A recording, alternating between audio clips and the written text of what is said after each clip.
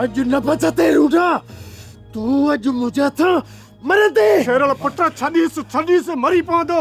पोइते हट दा पोइते हट छॾे लॻे। हाशिम ये तुझे साम्हूं जगह मुझी बेइज्जती थी आ न इने तुआरे छोरे कई आ तो पाजी अखियुनि सां ॾिठी।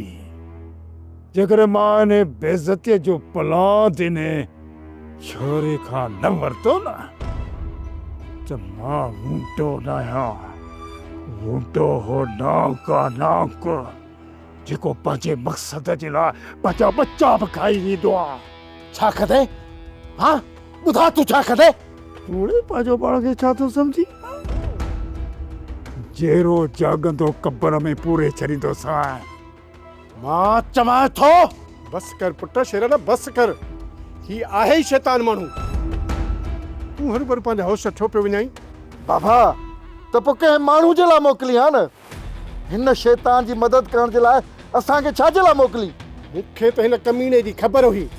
मूं त तव्हांखे अदीअ जे करे मोकिलियो हुयो। तोरनि हिननि मोबिन उते मुंहिंजी मदद त छा मुंहिंजी बेइज्जती कंदा रहिया आहिनि। बेइज्जती गुंडा जेको थी गुज़रियो उनखे छॾ हणी अॻिते छा थींदो उन लाइ छा सोचो अथई? हाणे पलांत में हो सावल चुन हिननि ॿिन्ही बलूगड़नि खे ज़िंदा कब्र में पूरींदो ऐं हिननि ॿिन्ही जो कब्रूं मां हिन रूंटे हथ सां कोटींदुसि। रूंटे हथ सां। इन जो मक़सदु तूं मुड़ुस मराईंदे मुड़ंदे कोन।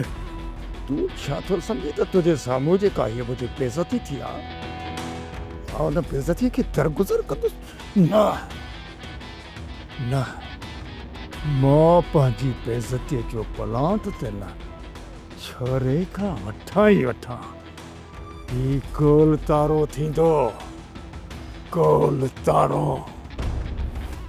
सब्सक्राइब कयो असांजो ऑफिशियल YouTube चैनल सिन टीवी HD ड्रामा ऐं वधीक अपडेट लाइ बेल आइकन खे क्लिक करियो।